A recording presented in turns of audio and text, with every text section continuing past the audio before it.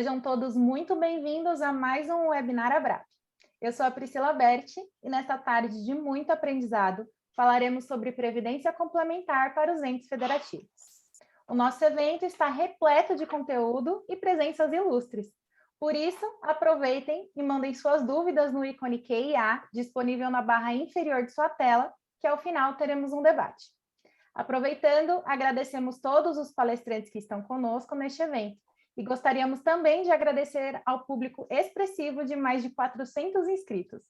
Com certeza será uma tarde muito proveitosa para todos nós. Iniciando, convidamos o Dr. Luiz Paulo Brasisa, diretor vice-presidente da Abrap, para a abertura. Priscila, obrigado. Agradeço a você, agradeço a todos os participantes, todo esse público de mais de 400 pessoas. Realmente um evento marcante que nós vamos ter hoje. E não podia ser melhor do que a gente falar ter um webinar sobre a Previdência Complementar para os entes federativos.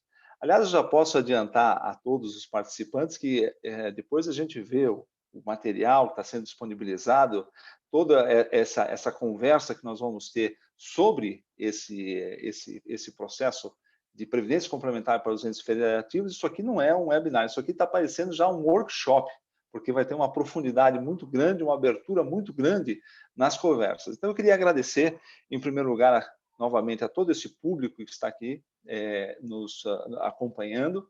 Eu queria agradecer também a todo o pessoal do governo que vai estar aqui também conversando com todos, e a gente pode colocar aqui o doutor Marlon, a doutora Márcia, né, do Ministério do Trabalho e Previdência, o doutor Lúcio Capeleto, da Previc, os nossos colegas também, a doutora Adriana Carvalho, o Cristiano Verardo, também vão estar abrilhantando a conversa de hoje. Eu acho que não podia ser o momento mais importante para a gente falar desse tema. Afinal, nós temos aí as questões de legislação, municípios terão que aprovar as suas leis internas, orgânicas, para essas questões da previdência complementar. Isso tem um prazo para acontecer, precisa acontecer, e precisa-se ter o quê? Conhecimento do que vai ser feito nessa parte. Então, acho que é muito importante essa conversa.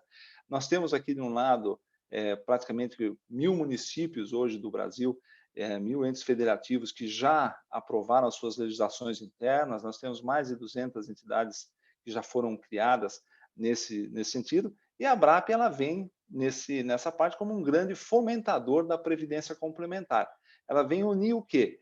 Todo esse público, todas essas necessidades legais com a legislação e colocar isso de uma forma aberta, de uma forma transparente, para que as pessoas possam ter acesso a essas informações. A Abrap, então, hoje, é a grande fomentadora, que nem eu coloquei, da Previdência Complementar no Brasil. Nós estamos falando, na Previdência Fechada, de praticamente 8 milhões de pessoas participando no total.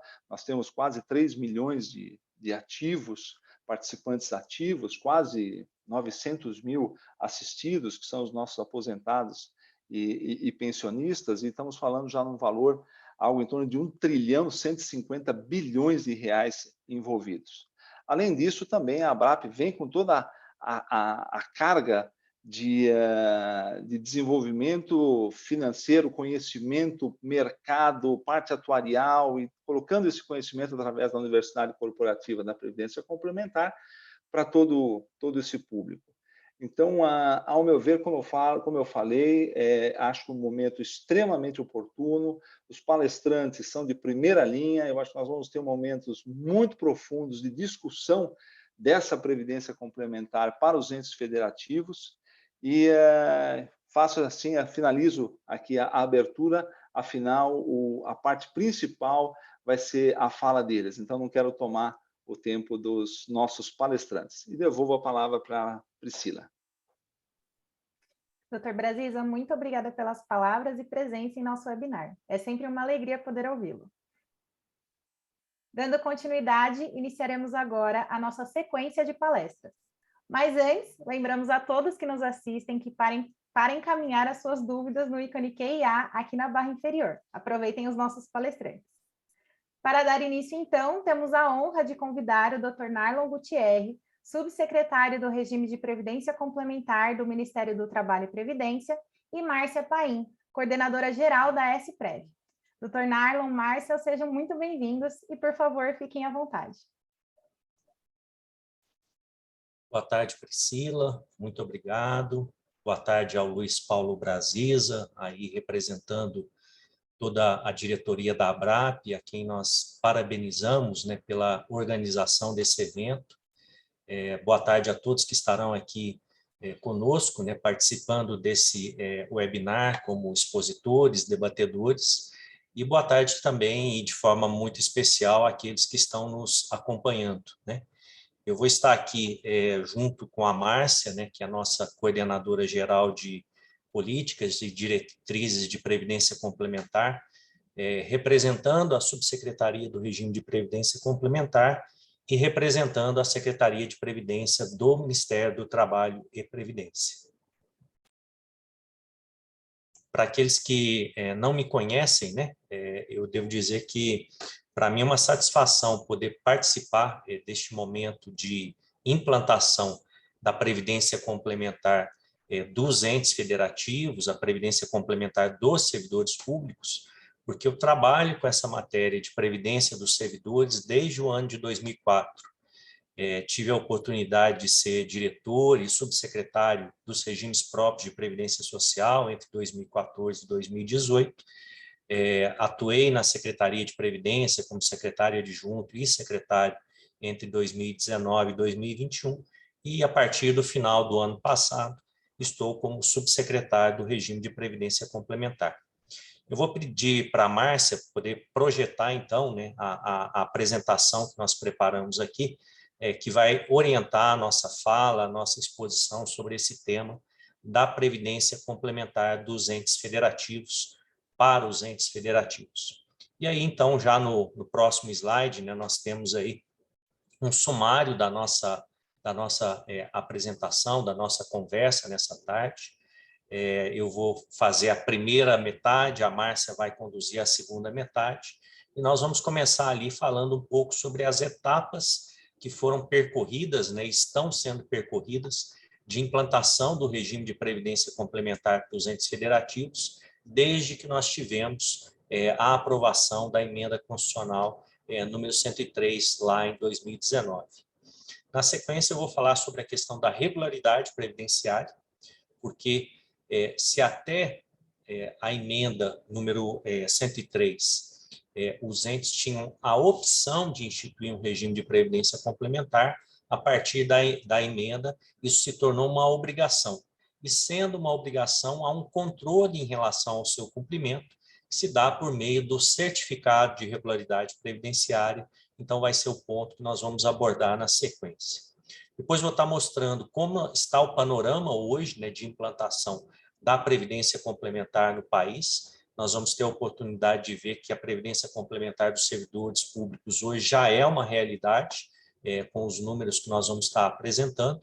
E aí depois a Márcia virá com a segunda parte, né? E aí na segunda parte nós vamos explicar como está se dando o processo de análise das leis de instituição do regime de previdência complementar no âmbito da Secretaria de Previdência, que é o primeiro passo. O segundo passo, que são os convênios de adesão a entidades de previdência complementar, é uma análise que é feita pela Previc, mas o primeiro passo, que é a análise da legislação, é feita aqui no âmbito da Secretaria de Previdência. E a partir dessa análise, a Márcia vai apresentar alguns pontos de atenção que nós temos identificados. E esses pontos são muito importantes para orientar aqueles entes que ainda estão no processo de discussão das suas leis, e também as entidades que têm participado da orientação, da discussão, e que têm concorrido nos processos seletivos junto aos entes, para que possam identificar situações que nós temos percebido, né, que estão fora dos padrões desejados, e como nós vamos atuar em relação a essas situações. Esse último item aqui é a primeira vez que nós vamos estar falando dele em público, né? Então é muito importante a atenção de todos. Pode passar, Márcia. Bom, aqui então nós temos as etapas, né, de implantação da Previdência Complementar dos entes federativos, desde que nós tivemos a aprovação da emenda constitucional número 103, e lá no primeiro momento a emenda estabeleceu, né, um prazo de 2 anos para a implantação dessa Previdência Complementar. Então, o prazo constitucional previsto na emenda 103, ele venceu no dia 13 de novembro de 2021, quando se completaram esses 2 anos. Mas nesse período nós tivemos situações inesperadas, né? Como a pandemia, nós sabemos que afetou esse processo de discussão nos entes federativos, e tivemos também que buscar aprofundar estudos e orientar os entes sobre esse processo. Então, isso acabou retardando um pouco essa implantação. Por essa razão, para fins de emissão do CRP, embora o prazo constitucional tenha terminado em novembro de 2021, para fins de emissão do CRP foi publicada uma portaria no final do ano passado, a portaria 905, que ela estabeleceu um prazo adicional.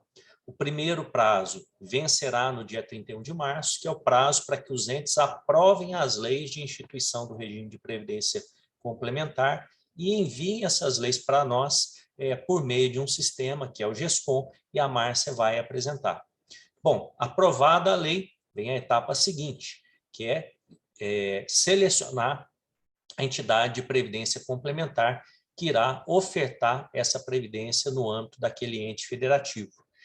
Para isso, nós tivemos aí um trabalho também de preparar, junto com a Tricom, né, que é uma associação dos membros dos tribunais de contas, algumas notas técnicas para a orientação que foram publicadas, e também falaremos um pouco mais sobre elas depois.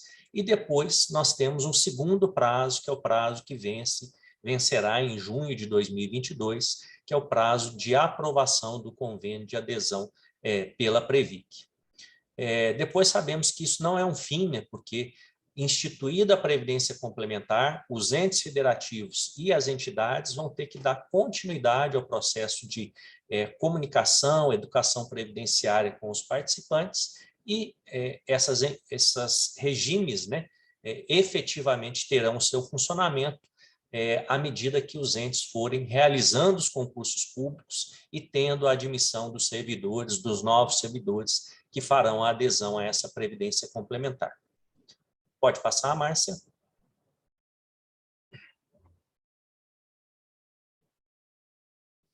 Bom, aqui rapidamente, né? Então, eu mencionei já a questão dos prazos. Então, nós temos uma portaria do Ministério do Trabalho e Previdência, que foi editada no mês de dezembro, que é a portaria 905. Essa portaria 905 alterou uma portaria do antigo Ministério da Previdência Social, que é a portaria 204 de 2008. Essa portaria 204, ela cuida de quê? Ela cuida dos critérios que são exigidos para a emissão do certificado de regularidade previdenciária. O CRP, Certificado de Regularidade Previdenciária, é um documento que os entes precisam para terem acesso a transferências voluntárias de recursos da União. Então, no final do ano, nós inserimos nessa portaria que trata do CRP alguns novos critérios. E um dos novos critérios que foi instituído está ali no inciso 3 do artigo 5º, né, da portaria 204, que ele fala da instituição do regime de previdência complementar por meio de lei do ente e convênio de adesão firmado. E o parágrafo 3º desse artigo, ele vem estabelecer os prazos que eu mencionei anteriormente. 31 de março, para aprovação da lei pelo ente federativo e envio para análise da SPREV por meio de um sistema próprio, que é o GESCOM RPPS, e 30 de junho, para que o convênio de adesão ao plano de benefícios de uma entidade de previdência complementar seja devidamente analisado e autorizado pela Previc. Então, vejam que nós temos um prazo que é um prazo bastante curto. Em relação a esse segundo prazo, que é o do convênio de adesão, há uma particularidade aqui a ser anotada, porque nós temos a situação daqueles municípios, né, pequenos, que talvez não tenham nenhum servidor neste momento que recebe remuneração acima do teto do regime geral, que hoje está aí em um pouco mais de R$7.000, ou que tem servidores admitidos anteriormente que não vão fazer nenhum concurso nesse momento. Esses entes que não contratarem nesses primeiros meses do ano de 2022, nenhum servidor com remuneração acima do teto, poderão aprovar o convênio de adesão posteriormente a junho de 2022. Mas o que nós recomendamos é que esse prazo seja observado para que não haja nenhum problema posterior do ente ter que fazer uma contratação, um concurso público, uma contratação de novos servidores e não ter ainda a previdência complementar instituída e ficar sujeito a penalidades relacionadas ao CRP. Pode passar, Márcia? Bom, então aqui nós estamos resumindo, né, tudo isso que eu falei. Então, quem são os entes que devem aprovar a lei de instituição do regime de previdência complementar? Todos os entes federativos que possuem um regime próprio de previdência social. São aproximadamente 2.150 entes no país. Todos os estados da federação, Distrito Federal, todas as capitais e outros mais de 2.000 municípios. Agora, nós só temos condições de verificar que essa instituição ocorreu se essa lei for encaminhada por meio do GESCOM. Então, se nós não tivermos o registro da lei no GESCOM, vamos entender que ainda não houve aprovação da lei. Segundo passo, quem tem que celebrar o convênio de adesão de forma obrigatória? Todos os entes que contratarem servidores com remuneração acima do teto do regime geral, R$7.000 e poucos. E a partir do dia 30 de junho, se eventualmente houver contratação de servidores com remuneração acima do teto, nós vamos ter que fazer um controle em relação a isso e vamos instituir, portanto, uma declaração no GESCOM para que os entes que ainda não tiverem o convênio de adesão aprovado, atestem, declarem, né, que eles não têm nenhum servidor admitido que se enquadraria na situação de estar sujeito a um regime de previdência complementar.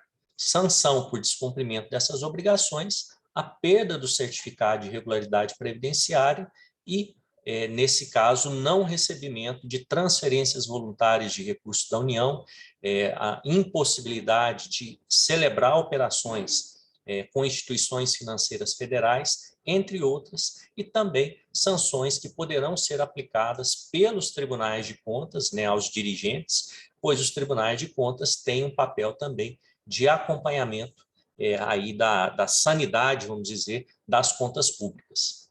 Pode passar? E aqui nós temos aí o nosso panorama geral, né, de implantação do regime de previdência complementar no país, no que se refere a envio de leis, né, aprovação de leis e envio dessas leis para a Secretaria de Previdência. Então, essa tabela, né, que vocês estão visualizando aí, né, a primeira coluna mostra aí 2.151 entes federativos que possuem regime próprio, a segunda coluna 1.075 que já aprovaram leis de instituição do regime de previdência complementar. Então, chegamos ali na metade, né, estamos exatamente na metade. Em termos absolutos, o estado que mais aprovou leis, né, de instituição da Previdência Complementar foi o estado do Rio Grande do Sul, com 235 leis aprovadas, né? É o estado que tem mais regimes próprios no país, 332. Agora, quando nós olhamos em termos relativos, né, percentualmente, em relação ao número de regimes próprios de Previdência Social, está em primeiro lugar o estado de Santa Catarina, com 84%, em segundo lugar, Mato Grosso, com 75%, em terceiro lugar, o Espírito Santo, com 74%, e o Rio Grande do Sul, em quarto lugar, com 71%. Mas temos situações que nos preocupam, né? Nós fomos ver ali, por exemplo, Alagoas, que é um estado que tem um número considerável de regimes próprios, por enquanto, apenas 8 leis enviadas de 74 entes federativos. Um outro exemplo, Maranhão, tem 47 regimes próprios de previdência, até o momento, apenas uma lei enviada, a lei do Estado. Não temos nenhuma lei ainda de municípios do Estado do Maranhão. Pode passar?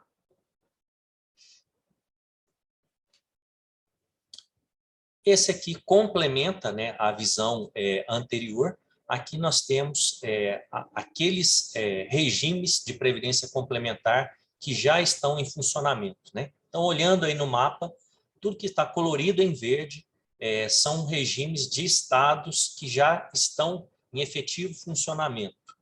Aqueles que estão em laranja já estão em fase de implantação da Previdência Complementar, já aprovaram lei, já estão com o convênio de adesão em fase de análise, e os que estão em roxo são aqueles que, por enquanto, só aprovaram leis, né? E aí nós vemos que temos ali 4 estados da federação que ainda estão branquinhos, né? Desses estados da federação, eu destaco que Amapá e Maranhão, por uma pesquisa que nós fizemos aí na internet, aprovaram no final do ano passado as leis de instituição do regime de previdência complementar, mas essas leis ainda não foram enviadas no GESCOM e, portanto, ainda não estão no nosso registro. O estado do Tocantins enviou para a Assembleia Legislativa também no final do ano uma medida provisória, né? Acho que talvez seja o único estado da federação que usa esse instrumento de medida provisória, então já tem uma medida provisória instituindo a Previdência Complementar em Tocantins, que está para ser aprovada na Assembleia Legislativa. E o único estado que nós não identificamos ainda, né, nenhum tipo de aprovação, é o estado de Roraima. Temos aí a situação das capitais também, né, que estão mostradas, algumas capitais já com o regime já em funcionamento, Curitiba, São Paulo, Salvador, Fortaleza. E eu queria que vocês prestassem atenção do lado direito, né, onde nós temos um resumo, na parte superior, a situação, a posição que nós temos agora em fevereiro de 2022, totalizando os entes que já estão com a Previdência Complementar em funcionamento, aqueles que estão com a Previdência Complementar em fase de implantação e aqueles que estão com lei aprovada, nós temos 1.075. Quando nós olhamos na parte de baixo, que é a posição que nós tínhamos em julho de 2021, né? Até depois temos que fazer uma correção aí, julho de 2021, ano passado, nós tínhamos apenas 31. Então, quando nós olhávamos até o meio do ano passado, nós ainda estávamos naquela situação muito de discutir, orientar, mas quando nós vemos hoje, nós podemos dizer que a Previdência Complementar dos entes federativos, dos servidores públicos, já é uma realidade, né? É uma realidade, ela já está presente, e nós temos certeza que vamos intensificar esse processo e concluir esse processo de implantação agora no ano de 2022, né? Então, um novo segmento da Previdência Complementar. E eu acho que esse marco ele é muito importante porque nós sabemos que aqueles países que têm sistemas de previdência complementar que são considerados mais sólidos, normalmente eles aliam um pilar público e um pilar de previdência complementar, privada, e facultativa, né? E é o que nós estamos fazendo agora com a Previdência dos servidores públicos, acrescendo que esse pilar de baixo, né, que vai até o teto do regime geral nos entes federativos, ele não é um pilar também apenas de repartição simples. Nós temos ali também uma busca pela acumulação de recursos, pela capitalização nos regimes próprios. No modelo solidário, diferente da Previdência Complementar, não são contas individuais, não é contribuição definida, é benefício definido, mas nós temos mais de 200 bilhões de reais acumulados na Previdência Complementar, na Previdência Obrigatória, regimes próprios de Previdência Social dos entes federativos. Próximo, Márcia. Bom, aqui é uma novidade que colocamos no ar hoje, estamos aqui também divulgando em primeira mão. Nós estamos agora com um boletim mensal de acompanhamento do regime de previdência complementar, que está disponível aí nesse endereço que está na parte de baixo, né? Então, se vocês entrarem lá nas informações da Previdência Social e entrarem em Previdência Complementar, vocês vão achar lá esse boletim mensal, que tem esse panorama da instituição e que tem um vermelhinho que está aí na parte de cima, uma planilha Excel que vocês vão poder entrar e ter essas informações de forma detalhada sobre a implantação da Previdência Complementar dos entes federativos. Próximo. Bom, e aqui eu vou passar para a Márcia, né, dar continuidade à exposição. Ela vai falar, então, da análise das leis que estão sendo enviadas, como esse processo de análise está ocorrendo e aquelas situações que têm chamado de forma especial aí a nossa atenção, que são pontos de atenção também para os entes que estão instituindo a sua previdência complementar.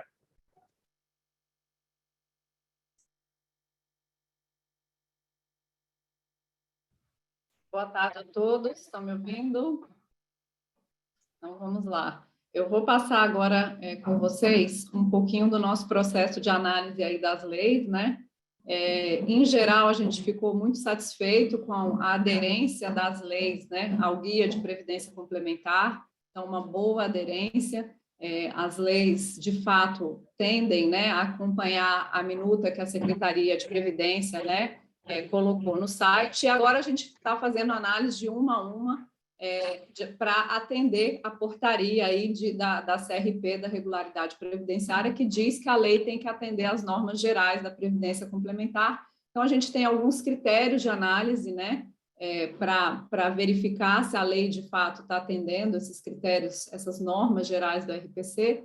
Então, na prática, algumas temáticas a gente observou, né, que tem uma boa adesão, então, uma boa adesão a planos multipatrocinados, as leis estão com a centralização do patrocinador, tem a definição de alíquota na maior parte, colocaram o instituto lá da adesão automática, estabeleceram adequadamente a vigência do RPC, a base de contribuição, né, a mesma base de contribuição do regime próprio, colocaram comitês de acompanhamento, então o CAPC é uma realidade, né, na maior parte dos entes federativos. A gente lembra que o CAPC é uma proposta de, inclusive, da Lei Complementar 108, né, naquela minuta que foi construída no âmbito do MK para que, de fato, houvesse, né, esse comitê de acompanhamento da Previdência Complementar, essa instância, né, dentro do ente federativo que acompanhe o desempenho do seu plano. Então, o CAPC já virou uma realidade porque está nas leis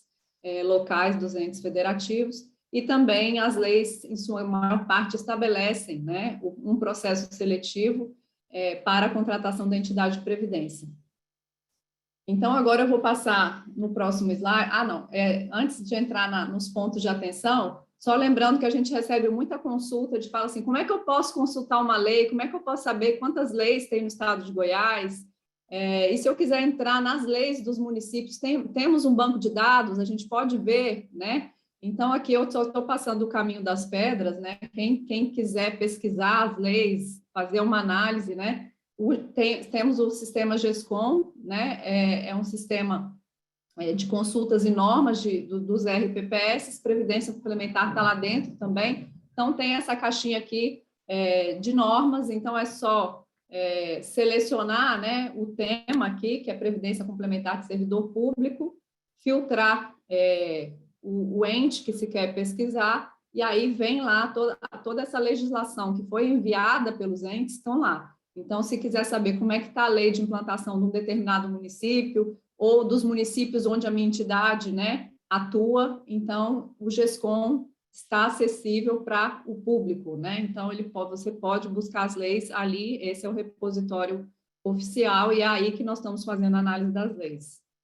Então, agora eu vou entrar nos casos de atenção em relação às leis, né? Quando eu digo casos de atenção, são preocupações, né, da Secretaria de Previdência, e nós, para cada caso desses, nós estamos estudando, né, qual vai ser o nosso posicionamento, ainda estamos na fase de estudo, mas a tendência é que a gente faça, né, oficie os entes em relação a esses pontos para a questão da regularidade previdenciária.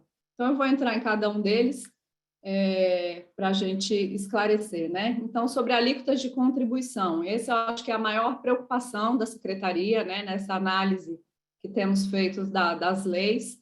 A gente identificou um quantitativo, né, de entes federativos com alíquotas de contribuição muito baixas, né? Então, a gente viu ali desde alíquotas de 0,5%, 1%, 2% para o RPC, né? Um número aí até 5%. Então, a gente tem uma preocupação grande em relação ao estabelecimento dessas alíquotas baixas, porque a gente entende que, de fato, né, a Constituição, quando estabeleceu no artigo 40, né, o oferecimento obrigatório do RPC, eles tinham, sim, uma preocupação com a proteção previdenciária do servidor público, né? Então, a gente pode até interpretar que não é um RPC de fato, né? Ele está aprovado por lei, mas, de fato, ele não tem condições de garantir uma proteção previdenciária mínima. Então, esse é um ponto de atenção e a Secretaria de Previdência vai atuar, né, nesse bloco, né, de entes com alíquotas muito baixas. No lado oposto, né, a gente tem entes com alíquotas muito altas, né? A gente também sabe que a reforma da Previdência teve uma intenção de sustentabilidade, né, dos regimes próprios, estabeleceu o teto do RPPS, né, do RGPS para pagamento de benefício ao RPPS, mas, ao mesmo tempo, né, quando a gente estabelece uma alíquota muito elevada, o que eu chamo de uma alíquota muito elevada? É aquela que dá uma taxa de reposição superior a 100%, né? Então, superior ao salário do servidor nativo. Então, a gente tem casos de alíquota bastante elevadas, talvez uma confusão com as alíquotas do próprio RPPS, né? Então, a gente tem aí alíquotas, um grande número de entes com alíquotas de 14% de contribuição, né? Então, paritário, então isso daria 14% do patrocinador, mais 14% do participante, quase 30% de alíquota de contribuição, isso é um número grande de entes federativos, e temos também os casos extremos, né, alíquotas de 16%, 18%, 20%, então, alíquotas bastante elevadas. E um outro ponto ainda relacionado a alíquotas de contribuição é esse bloco que não estabeleceu a alíquota na lei, né? Então, a gente tem aqui um número de 45 entes federativos, das leis, né, que a gente já analisou até o momento, que não estabeleceram nenhuma alíquota de contribuição e deixam para os regulamentos tratarem, né, dessa alíquota. Então, a gente entende que esse é um aspecto também relacionado à transparência, à segurança jurídica. Então, a gente recomenda que esteja expresso na lei essa alíquota máxima, né, de contribuição por parte do ente público. E, na prática, como eu já tinha mencionado, né, o guia da Secretaria de Previdência já recomendava alíquotas entre 6,5% e 8,5%. A gente percebe aí, ó, já que a maior parte, né, dessas 1.075 leis estão, de fato, dentro desse intervalo, de 6,5% a 8,5%, mas temos aí casos extremos que a gente vai prosseguir aí com um tratamento específico sobre isso. E aí eu vou para o segundo caso, né? Um segundo caso de atenção que nós temos verificado em um bloco de leis é estabelecimento de prazo para que o servidor público faça adesão ao RPC. Então, eu acho que vai ficar pequeno para vocês observarem, a gente colocou alguns exemplos na tela, né? Mas esse município aqui, por exemplo, ele deu um prazo de 90 dias para o servidor fazer a opção ao RPC, e, caso contrário, ele não teria o patrocínio público, né? Não teria a contrapartida do patrocinador se não fizer adesão nesse prazo. Então, isso também a gente vê com preocupação. A gente sabe, né, que o servidor tende a postergar essa opção, pode fazer isso em algum momento da sua carreira, inclusive, né? Então, a gente entende que o artigo 40 também estabeleceu um direito ao servidor público de optar pelo RPC, né? E sair dele, né, sempre que o desejar. Então, a gente entende que esses municípios que estabeleceram, e foi um número relativamente grande, estabeleceram um prazo de 90, 120, 180 dias, né, para adesão ao RPC. A gente entende que isso não está em conformidade aí com a intenção, né, do legislador. E a gente volta a esse ponto, a gente não só, né, vai recomendar esses entes que alterem as suas leis, que retirem esses prazos, né, como também vamos recomendar que instituam a inscrição automática. Então, a gente sabe, né, que por essas razões que a gente apontou, que o servidor tende a postergar essa escolha, não tem maturidade, é jovem, né, no momento aí de ingresso no serviço público, a gente continua com a recomendação de que esses entes não só tirem o prazo, como instituam a inscrição automática para a proteção, a devida proteção previdenciária desse servidor público jovem que está ingressando aí no regime de previdência complementar. Vou para o terceiro caso, vigência do RPC. Esse é um assunto que a gente também tem uma preocupação grande com a vigência do RPC. A gente recebe muita consulta, já temos alguns entes federativos com problemas em relação a isso, né? Quando o ente publica uma lei que não dá clareza sobre a vigência do RPC. Então, o que é feito via de regra? O ente federativo associa a vigência do regime com a aprovação da lei. E a gente tem recomendado, né, vou mostrar essa figura, que a vigência do RPC não esteja associada à vigência da lei, né? Que a vigência do RPC esteja associada com a contratação da entidade, porque é só nesse momento que o servidor público tem condições de fazer, né, de fato, ingressar na entidade de previdência. Então, o que acontece? Quando o ente estabelece a vigência do regime de previdência complementar no momento da aprovação da lei, na sequência, quais seriam as etapas que ele vai percorrer? Ele vai fazer um processo seletivo, montar edital, aí ele vai contratar essa entidade, esse plano, né, vai para a Previc para análise, e só depois que ele celebrar o convênio de adesão e depois que for publicada a autorização desse convênio de adesão, que o regime está vigente. Então, se eu estabeleço aqui o teto para esse servidor público aqui e não dou condições dele ingressar no RPC, ele fica um período grande com a sua remuneração, né, limitada ao teto do regime geral e sem a contrapartida para a previdência complementar. A gente já tem vários casos, né, nessa situação, e a gente entende que isso é um risco jurídico para o ente, porque o servidor tende, né, depois, se ele tiver submetido ao teto, a requerer esse aporte ao RPC que não foi, né, providenciado pelo ente federativo. Então, eu vou para o quarto item aqui, implantação no segmento aberto. Então, esse é um caso com menor recorrência, mas tem acontecido, que alguns entes colocaram, né, nas suas leis, uma exclusividade do segmento aberto de fazer a gestão desses planos. Acontece que a gente já, né, colocou isso no guia, tem conversado, né, nos nossos seminários, ainda não foi editada a regulamentação para entidades abertas atuarem, né, no segmento de patrocínio público. Então, quando o ente delimita ali a gestão do seu plano pelo segmento aberto de previdência complementar, isso, na prática, também vai inviabilizar ele de oferecer isso aos participantes no curto prazo. Então, para esses entes que fizerem contratações de servidores acima do teto, ele, de fato, ele não vai poder oferecer a previdência complementar. Então, isso é uma questão que a gente também vai dar um tratamento, né? Por fim, nós temos um outro caso, né, que se refere à contrapartida do patrocinador para cargos eletivos e comissionados, né? Então, aqui é mais uma orientação, né, do que uma recomendação. A orientação da Secretaria de Previdência em relação ao aporte, né, para o regime de previdência complementar seria né, para os servidores abrangidos pelo artigo 40 da Constituição, né, que são aqueles servidores de cargo efetivo, né, vinculados ao regime próprio.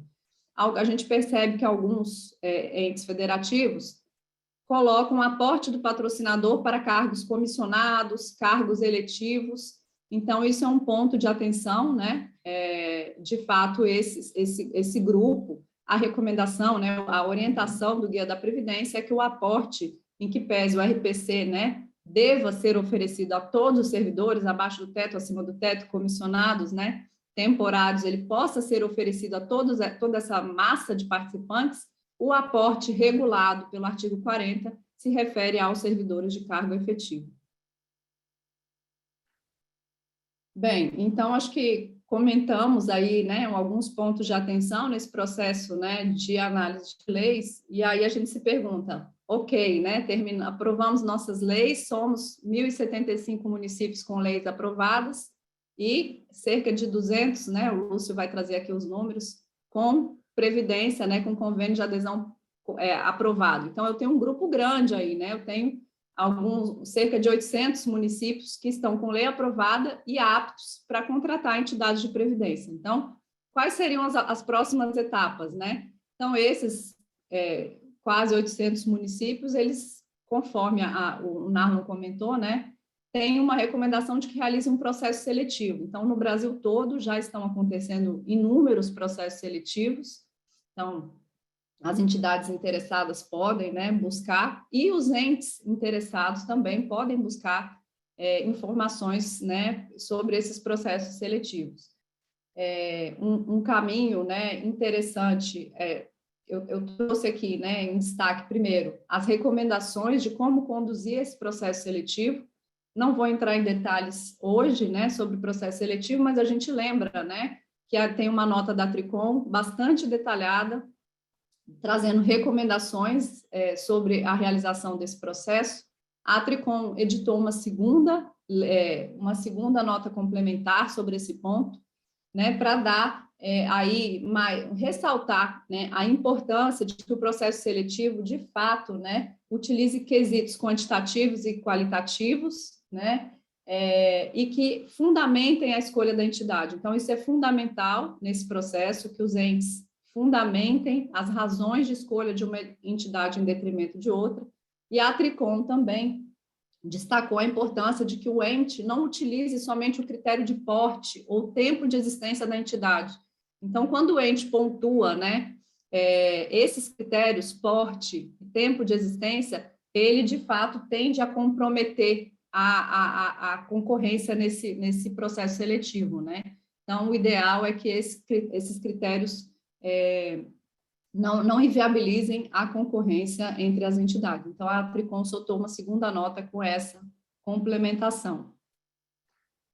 Bem, e aí, como eu falei, vocês podem perguntar, tá, mas a gente sabe agora onde que tem as leis, eu posso entrar lá no GESCOM, buscar as leis. E os entes que têm convênio de adesão aprovado, né, onde que eu posso buscar para tentar buscar, né, a documentação desse processo de seleção, aprender com quem já percorreu essas etapas. Então, nesse painel estatístico que estamos publicando aí, o Narlon colocou o link, a gente tem o link aqui também, tem uma planilha Excel em que a gente pode baixar, né, todos os entes com convênio de adesão aprovados, o estágio, né, qual foi a entidade que contratou, que esse município contratou, então dá para, né, já ter uma clareza de quais entidades estão sendo aí selecionadas, né, por esses que já fizeram a contratação, inclusive tem as portarias da Previc aí com a autorização do convênio de adesão. Então, esse dado é público e está lá no nosso site, então a gente está trazendo aqui porque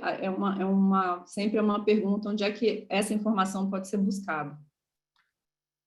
Bem, colocamos aqui, sou entidade, quero conhecer os entes, né? Muitas entidades pedem, né? Falam assim, olha, eu queria conhecer um pouquinho mais sobre aquele município, né? Que tem lei aprovada, que eu tenho interesse de ofertar um plano.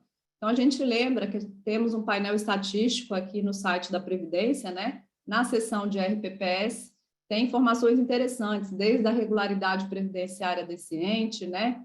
Sobre os investimentos, então vale também dar uma navegada no site da Secretaria e buscar informações dos entes, caso isso seja interessante aí para conhecer melhor esses regimes. Bem, concluo aqui, né, lembrando, né, de que a gente tem atualizado o guia, soltamos mais ou menos há um mês atrás, uma nova edição do guia de orientações para os entes federativos, estamos sempre atualizando assim que a gente tenha mais informações. A coletânea de normas, vamos publicar, né, a coletânea com corte em dezembro, com todas as normas de previdência complementar na próxima semana. Temos o inventário de normas, as nossas estatísticas de previdência complementar, os diversos guias, então essas publicações estão disponíveis lá na parte de previdência complementar, e agradeço a todos aí pelo espaço e passo a palavra. Dr. Narlon e Márcia, muito obrigada pela apresentação e disposição em estar conosco. Para nós é uma grande honra tê-los em nossas iniciativas. Muito obrigada. Continuando a nossa programação, teremos agora um panorama sobre as vantagens da Previdência Complementar, sob a visão do diretor superintendente da Previc, Dr. Lúcio Capeleto. Dr. Lúcio, seja muito bem-vindo e fique à vontade para iniciar. Boa tarde a todos, obrigado pelo convite. A BRAP sempre, eu acho que o momento é bastante oportuno para realizarmos esse evento. Estamos aí próximo a datas limites que foram apresentadas. Gostaria de, então, agradecer ao Luiz Paulo Brasis aí pelo convite, em nome da BRAP. Também gostaria de cumprimentar o subsecretário Narlon e também a coordenadora-geral Márcia, pela brilhante exposição, bem didática, passo a passo, e mostrando, inclusive, essas próprias datas limite que os entes federativos têm. Aqui na Previc, nós, desde o início desse processo, da Emenda Constitucional 103, obviamente, como o órgão supervisor, aquele que vai dar as autorizações, que faz o licenciamento e autoriza os convênios de adesão e os planos, e também as entidades, nos preocupamos, até pela quantidade, o potencial quantitativo, e nos preparamos para isso. Nesse sentido, eu gostaria de compartilhar algumas informações aqui que nós temos, para justamente discorrermos sobre ela. Eu solicitaria a organização do evento que me autorizasse aqui o share screen e pudesse tirar a tela que está, Acho que... Só um minutinho, doutor Lúcio. Obrigado. Agora, eu acho que vai funcionar. Okay. Então, o primeiro ponto que eu sempre trago, até para contextualizarmos, é a quantidade de entidades que nós temos, como é que está o nosso segmento. Temos 265 entidades em funcionamento, 1.112 planos, em um valor superior a 1,1 trilhão em novembro. Os dados de dezembro, nós ainda estamos recebendo. Acredito que todos estejam vendo a apresentação. Agora sim. Ok.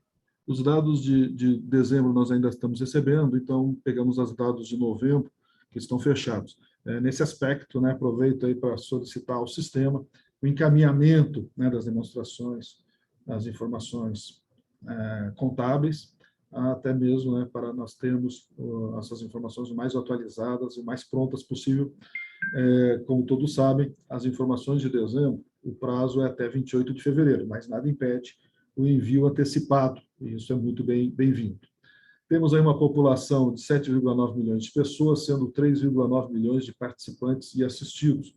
A Previdência Complementar Fechada paga 70 bilhões por ano, tem mais de 3.300 patrocinadores e instituidores, sendo públicos e privados.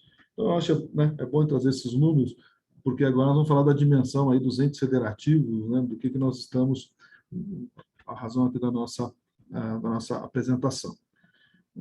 Nesse aspecto, já de início, olhando a forma de entrada de novas, como os entes federativos iriam oferecer planos de benefícios para os seus servidores, houve a submissão de uma norma ao Conselho Nacional de Previdência Complementar, que foi aprovado lá em 2019 ainda, a Resolução 35, e aí eu chamo a atenção para o seu artigo 6º, que fala o processo de autorização pelo órgão de fiscalização para ingresso de patrocinadores no RPC poderá ser realizado das seguintes formas: adesão a plano de benefícios multipatrocinado em funcionamento, então uma entidade já tem um plano em funcionamento, você faz adesão.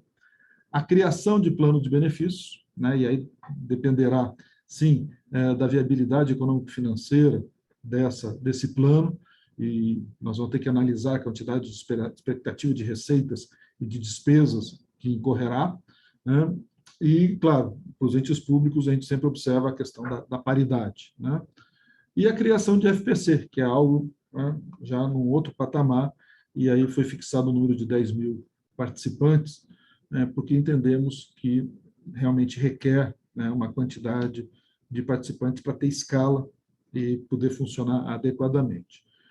Nesse aspecto, né, eu gostaria aqui de ressaltar as perguntas e respostas sobre a Resolução 35, a Previc preparou, né, uma série de perguntas e respostas disponível na nossa página, onde nós discorremos sobre a Resolução 35 e dúvidas, eventuais questões, né, que chegaram até nós aqui apresentamos. Então, desde a estrutura organizacional, do Conselho Deliberativo e Conselho Fiscal, todos esses pontos são abordados aqui, né, da autorização, né, e vem mais detalhes. Então, fica disponível aí para todos acessarem em caso de dúvidas. Claro, além dos guias, né, que foi mencionado pela Márcia, ao final da apresentação dela, que são disponibilizados lá pela Subsecretaria de Previdência Complementar, né, na página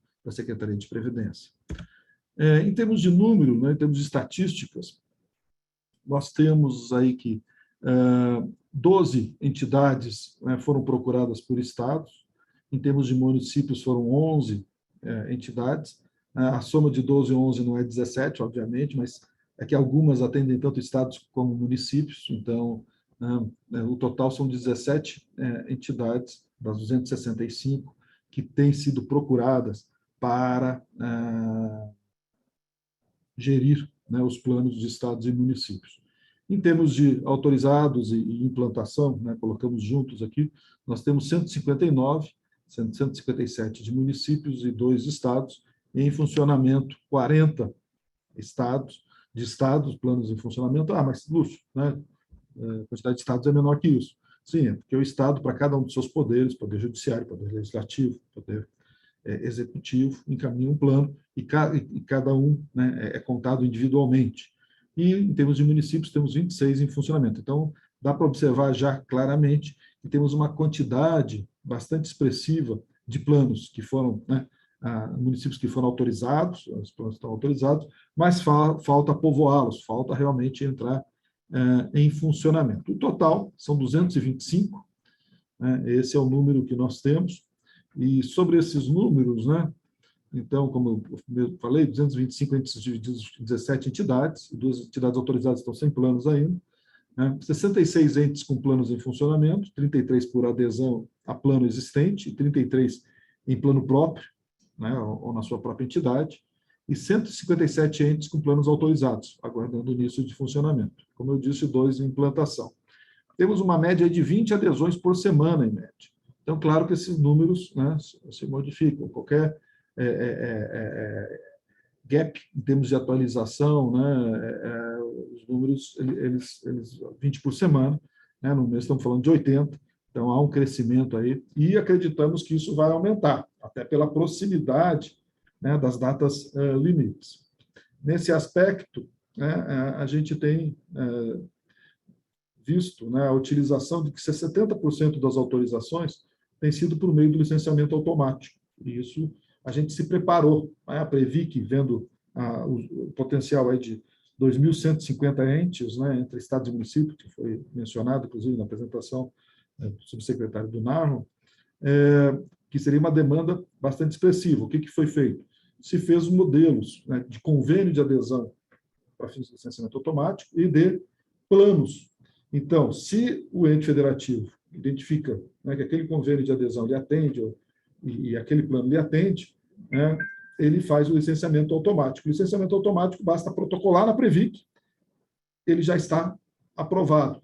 Claro que depois as equipes fazem uma análise posterior, né, para verificar se não falta nada, e aí, claro, que é um tratamento mais individualizado.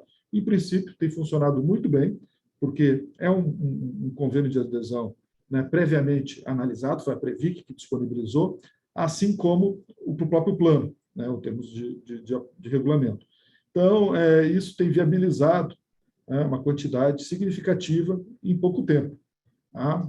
Nós temos também, né, que as adesões aí estão concentradas em 3 FPCs, por meio do licenciamento automático. São 3 entidades, né, de porte robusto, significativas, né, no sistema, em que elas estão recepcionando, né, a maior parte das adesões. Olhando ainda em relação à natureza das FPCs, né, uma discussão se é pública ou privada, os estados, 98% das entidades contratadas foram de natureza pública, né, e em municípios nós temos 84% das entidades contratadas foram de natureza pública. Né? Em termos de plano próprio ou adesão a plano multipatrocinado, os estados preferiram, né, a criação de entidade ou de plano em FPC de natureza pública, à exceção de um estado que fez adesão a plano no FPC privado, tá? Também é grande. Né? E em termos de municípios, uma capital criou uma FPC, né, claro, o seu próprio plano, e duas capitais criaram planos próprios, e os demais municípios aderiram a planos multipatrocinados. Então, em termos de estatística, né, nós vemos uma diferença entre estados e municípios. Os estados foram pela criação, né, das suas entidades, dos seus planos, enquanto os municípios, a sua grande maioria, estou falando aí um número significativo, né, apenas 3 optaram pelo plano próprio, seja na sua própria FPC ou em as outras duas capitais em outras entidades. Então, é essa radiografia que nós temos. Né? Em termos de exigências comuns, né, nós vemos que a contribuição do ente para servidor que ganha abaixo do teto, e a Previc não aceita, né, não tem aceitado essa condição, em termos de regulamentos. Também a não observância dos critérios de elegibilidade exigidos aí pela Lei Complementar 108, né, de 2001, está repetido 2 vezes, né?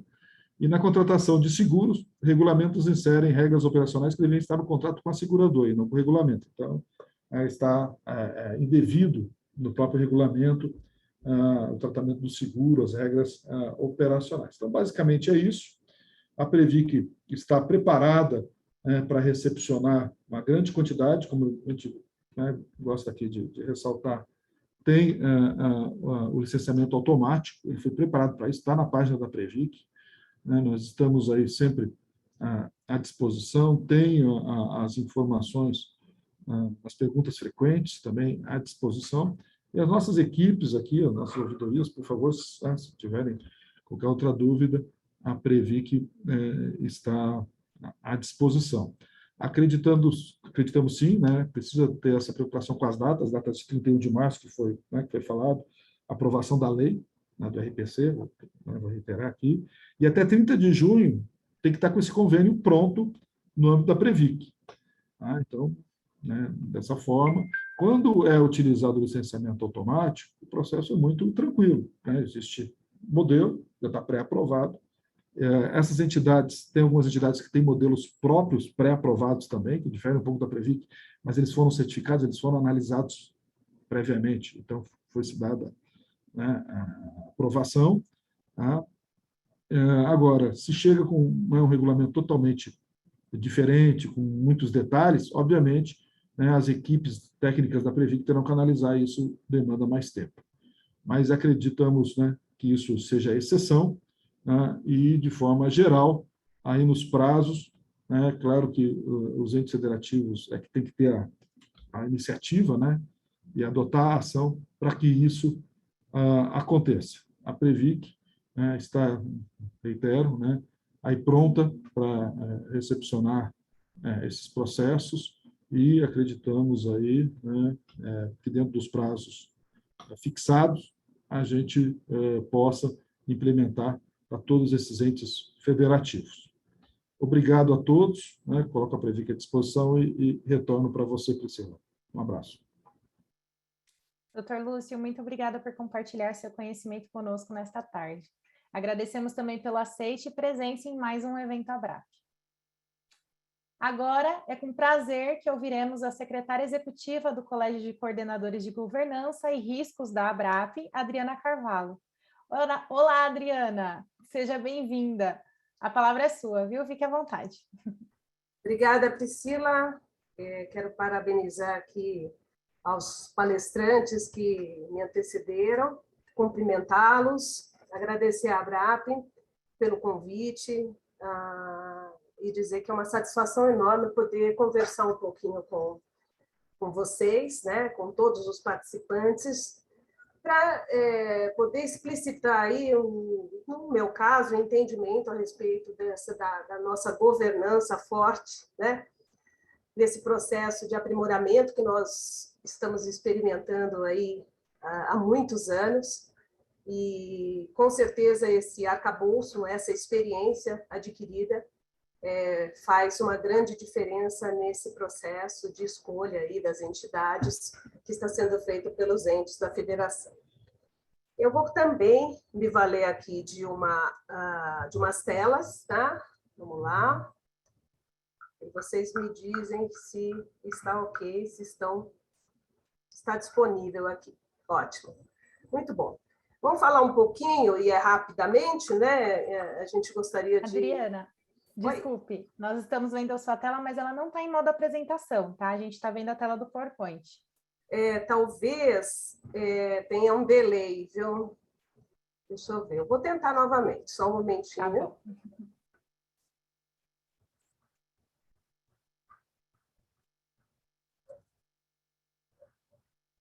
Agora sim. Foi? Foi, obrigada. Já aconteceu comigo. Acho que é a pecinha do lado de cá da tela. Bom, pessoal, é o seguinte, vamos falar um pouquinho de governança, capacitação, certificação, mas outras cositas mais, né? E aí, me valendo aqui um breve currículo, muitos me conhecem, fiquem à vontade depois para consultar e conversar comigo. Vamos falar um pouquinho sobre esse processo, né, de implementação, processo de implementação obrigatória, né, do regime de previdência complementar dos entes federativos, falar da governança das entidades. É muita coisa para falar em pouco tempo, mas são só algumas pinceladas, alguns insights. Qualificação, certificação, responsabilidade de dirigentes. Só lembrando que, inclusive, a Márcia e o Narlo já expuseram esse processo legislativo, ou seja, a linha do tempo. Nós tivemos, a partir da emenda 103, em 19, a obrigatoriedade de instituição do regime de previdência para os servidores de entes federativos, o prazo de 2 anos, que já se esgotou em novembro passado, e por uma portaria do Ministério do Trabalho e Previdência, esses prazos foram dilatados, então esses novos prazos, inclusive, já constam até mesmo na apresentação da Secretaria. É importante também lembrarmos que, anteriormente à emenda 103, a redação que vigorava no artigo 40 era que a instituição do regime de previdência complementar deveria ser feita de forma exclusiva por entidades, né, a gestão desses planos, entidades fechadas de previdência de natureza pública, né? A partir desse momento instituiu-se, então, essa característica, essa modelagem híbrida, né? Naturalmente, para atender aos anseios, aos deveres do Estado, né? E isso vigorou aí por muitos anos, até que a emenda veio e estabeleceu que o regime de previdência complementar poderia vir a ser gerido por entidades de previdência complementar de natureza pública, por outras entidades fechadas, tanto as regidas pela 108 quanto pela Lei 109, assim como pelas entidades abertas de previdência complementar, sendo que também, como foi bem colocado anteriormente, essas entidades abertas aguardam a regulamentação, né, a projeto de lei em tramitação no Parlamento para alteração das leis complementares 108 e 109, visando uma equalização, um maior equilíbrio e harmonização desses regimes. Enquanto isso, estamos aí nos dedicando ao implemento, né, desse processo junto àquelas entidades que são hoje elegíveis. Então, como referência, eu trago também o guia, que está já na 6ª edição, o Guia de Previdência Complementar para Entes Federativos. Ele é detalhadíssimo, acho que é uma ótima referência, e também as notas técnicas da Tricom. A Tricom é a Associação de Membros dos Tribunais de Contas do Brasil. Dedicaram-se também aos estudos quando aprovaram essas notas técnicas, estabelecendo algumas interpretações, inclusive entendimentos a respeito desse processo de seleção e de escolha da entidade de previdência complementar que vai fazer a gestão dos planos de benefício de previdência complementar para esses servidores. Então, embaixo tem o link vocês, acho que isso facilita para que vocês busquem essas informações, né, para quem está querendo saber, para quem já está, né, no âmbito desse processo, com certeza já tem já assimilou mais esse conteúdo, mas é muito interessante, né? Como advogado gosta de texto, e isso daqui é realmente uma ótima referência, uma excelente referência para fazer a coisa certa, né? O movimento é muito complexo, de fato, então exige essa atenção, esse nível de aderência a esses critérios que estão sendo exigidos. E aí, para falar um pouquinho daquilo que seria, né, primeiro, de interesse das entidades de previdência complementar, as fechadas, no caso, que querem, que tem aí como objetivo estratégico ampliar, né, patrocinadores, instituidores, ampliar o número de participantes e está se preparando para participar desses processos seletivos, assim como serve aos entes da federação, para que eles possam entender o que cobrar, o que pedir, né, de que forma, quais são os critérios, as informações qualitativas e quantitativas que devem ser observadas pelas entidades, né? Então, eu achei muito interessante um modelo de proposta técnica, sem avalizar qualquer tipo de meio, né? Simplesmente olhando o conteúdo. E nesse conteúdo, é muito interessante notar o seguinte: primeiro, alguns critérios de capacitação técnica, e eu vi que por todo o conteúdo que se exige para esse processo seletivo, ele toca no quesito governança, né? A governança ela vai permear todo esse processo e, na minha visão, vai ser o ponto que vai definir, né, o acerto da escolha das entidades. Então, além de histórico de rentabilidade, informações sobre ativo total e número de participantes, é exigido também que haja uma explicitação da estrutura de governança que a entidade adota, composição dos órgãos estatutários, como funciona, a existência de comitês, né? Que tipos de comitê de investimento, comitês de planos, critérios de gestão de riscos e controles internos, ou seja, como que funciona essa estrutura de fiscalização e supervisão interna, né? Que é um tema muito alinhado com a gestão baseada em risco, uma própria reflexo da supervisão baseada em risco, tem sido já há muitos anos objeto de conversa, interlocução entre as entidades e o governo, né, por intermédio da Previc e também do CNPC. Então, é muito importante, e aí se eu tivesse um minuto para falar, para terminar, eu diria, esse item, estrutura de governança, é o que vai fazer a diferença e que vai mostrar como a entidade está preparada para receber esses servidores, receber esses entes da federação e fazer uma gestão transparente, né, e que corresponda aos anseios, né, dessa contratação. Além disso, critérios de qualificação e experiência da diretoria executiva, então há um foco importante na qualificação, na profissionalização dessas pessoas que estarão diante da operação, né? Ou seja, isso também privilegia o aspecto técnico, a tecnicidade, e evitando e muito mais blindando qualquer tipo de ingerência política que possa haver, né? Ou seja, imprimindo uma característica profissional dessa gestão. É importante lembrar, e mais para frente eu falo um pouquinho, de que nós temos regulação, né, a respeito de critérios de qualificação, experiência e outras normas que tendem a garantir que as entidades, de fato, detenham, né, essa estrutura de governança focada na qualificação e experiência, não só da diretoria executiva, mas de todo o corpo de colaboradores e, essencialmente, os conselheiros, né, que estão no deliberativo, estão no conselho fiscal e comitentes de planos também, ou seja, a qualificação e experiência da diretoria executiva, mas esse retrato de qualificação de toda a entidade, né, no seu conjunto, é também um item muito importante, né, que se coloca ali como uma bandeira para aquelas entidades que detêm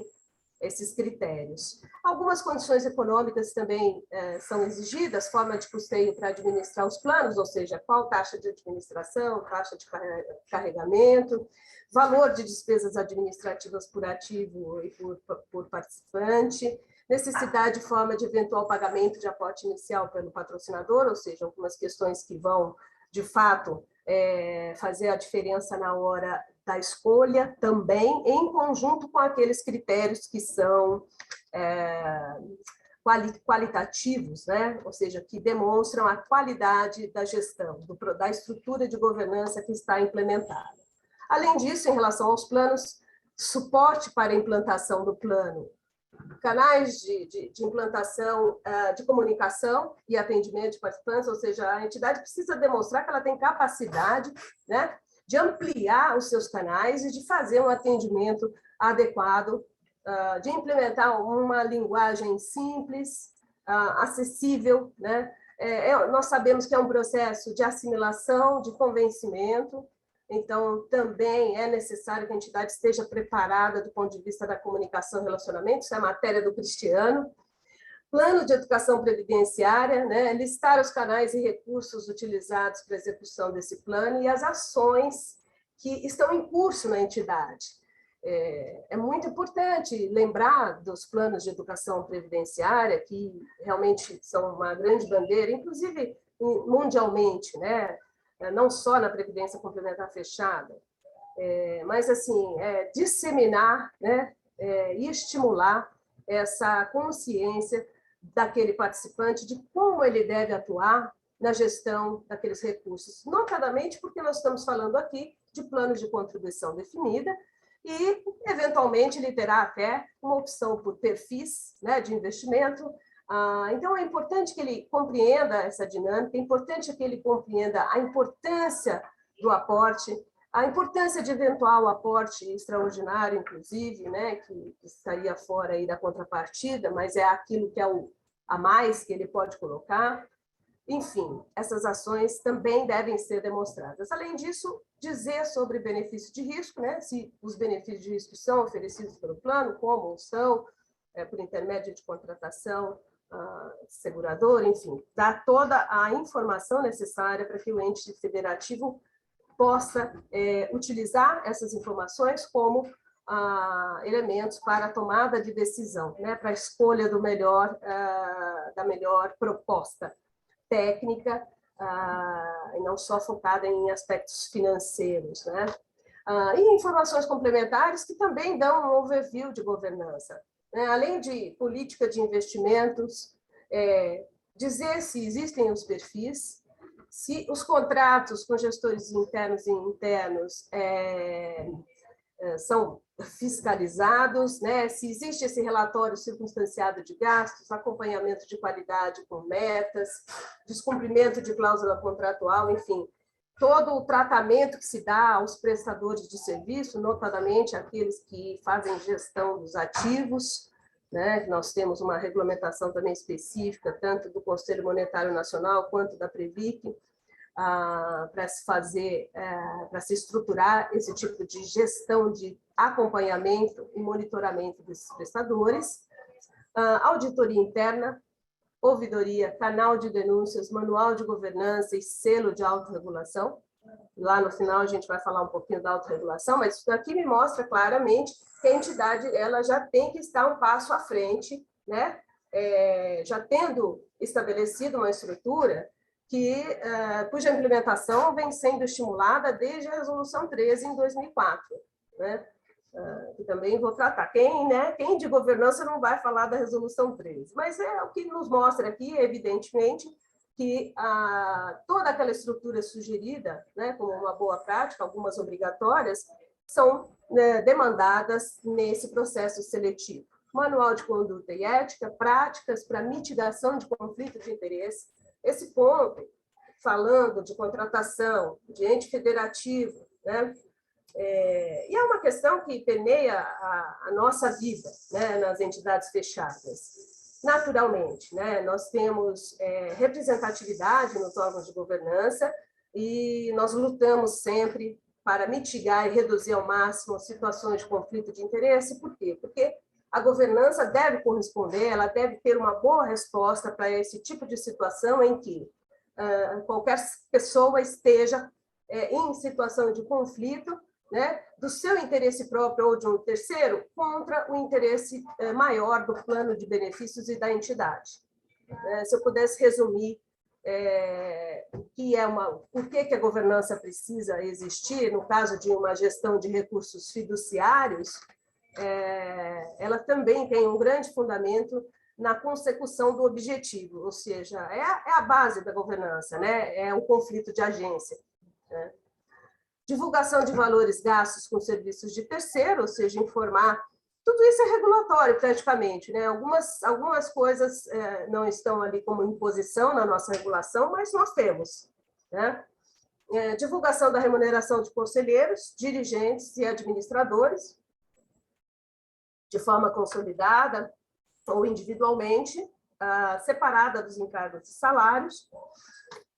E aí, falando, então, nós já vimos que, de acordo com esses critérios, eventualmente, que podem ser exigidos, né, e que tem uma baliza, né, no guia e também nessas notas técnicas da Tricom, o que a gente enxerga, de fato, é que as entidades fechadas de previdência complementar, sejam regidas pela 108, sejam aquelas regidas pela 109, têm plenas condições e um arcabouço legal consolidado, né, para enfrentar o desafio, né, e para crescer.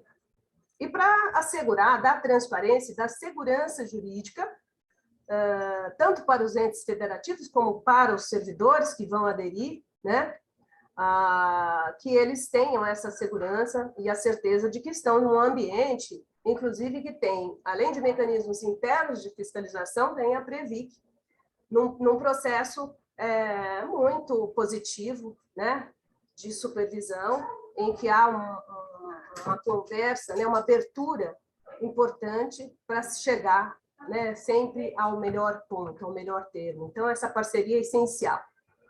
Além da profissionalização, né, de todos os técnicos também da Previc, que é algo muito importante que a gente luta bastante e que vemos, né, com a realização da Previc como uma autarquia especial.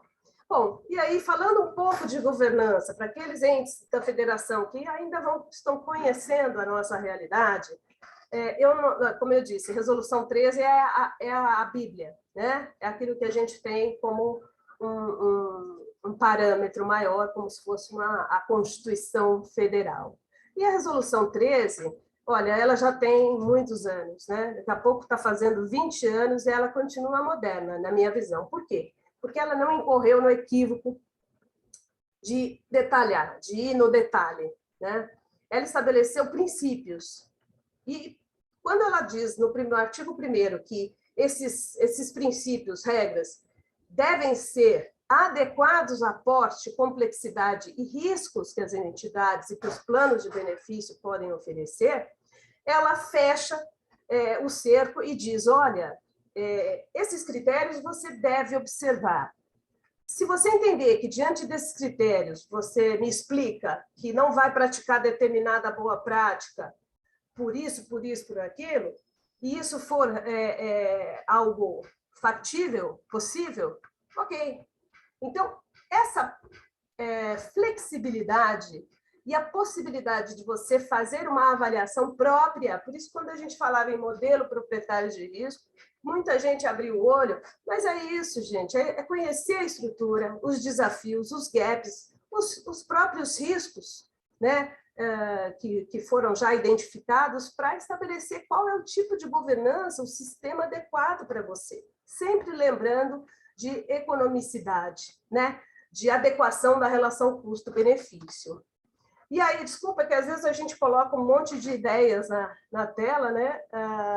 Mas é importante falar um pouquinho também da estrutura de governança, sempre lembrando que lá pelo artigo, meu tempo acabou, lá pelo artigo da Constituição 202, a gente tem ali a determinação, né? Ou seja, um princípio constitucional de gestão compartilhada. Nos conselhos, nós temos representantes de patrocinadores, instituidores e participantes ativos e assistidos.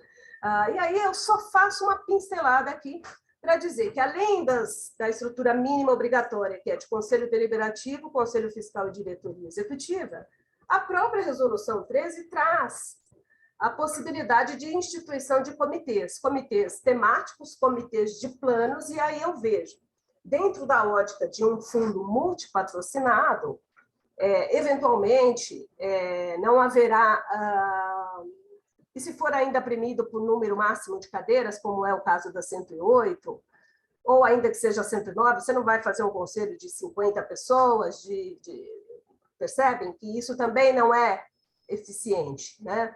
Então, pensa-se, e aí fica aqui uma reflexão sobre os comitês de planos, que podem ser instituídas, ou seja, pode ter uma instância abaixo do Conselho Deliberativo, mas sem sujeição, né, de hierarquia, mas que seja estabelecido no âmbito de cada plano, ou seja, garante também representatividade, né?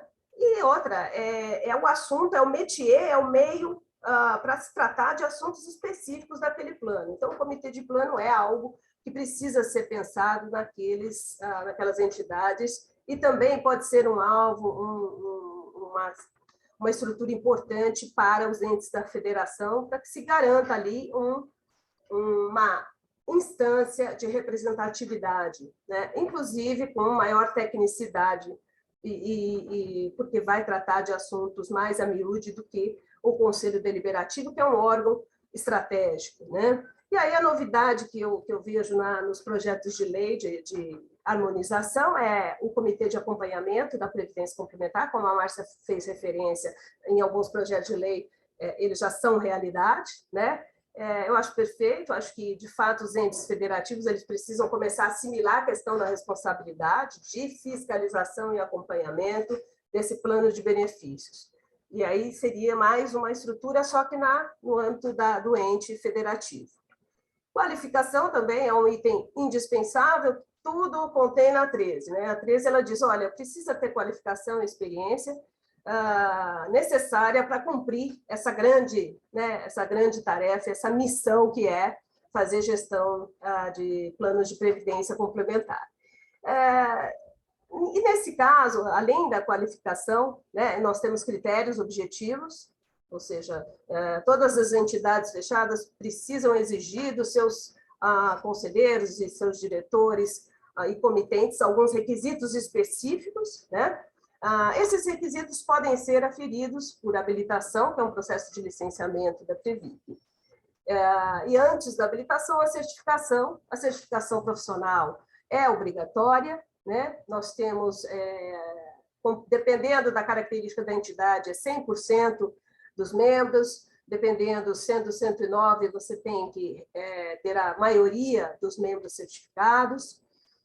Algumas regras específicas importantes que os entes da federação conheçam, porque terão que se submeter a esse processo de certificação, embora já exista, né, certificação no regime próprio, mas para fazer previdência complementar, necessário que tenha, e tem um prazo de até 1 ano, exceto para aqueles que cuidam de investimento, que já tem que chegar sabendo e tendo essa qualificação de certificação específica, com ênfase em investimentos. Além disso, esse processo de certificação, de qualificação é aferido pela Previc, que emite um atestado de habilitação, e pelo regramento, toda a diretoria executiva de todas as entidades precisam se submeter a esse processo, sendo que os conselhos deliberativo e fiscal somente das entidades sistemicamente importantes, que hoje são 17 entidades, né? São as maiores em termos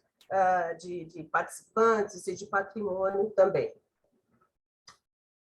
E aí, gente, por que eu estou falando tudo isso e estou falando de capacitação, de qualificação, de ter uma estrutura de governança adequada?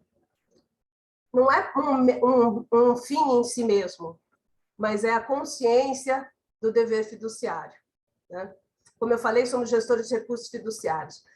Ato regular de gestão implica em responsabilidade dos gestores. Então, a lei complementar traz essa responsabilidade, é uma responsabilidade subjetiva, mas ela nos acende uma perspectiva, que é a perspectiva do dever fiduciário. quanto nós, operadores do direito, pelejamos, né, para definir o que é um ato regular de gestão. Eu gosto desse artigo que é da CMN 4661. Fala de investimento, mas eu trago isso daqui para todas as atividades do gestor, né? Eu estou cumprindo meu dever fiduciário, eu estou cumprindo esses requisitos, eu tenho valores que não são hard skills, né? São soft skills, algumas características específicas.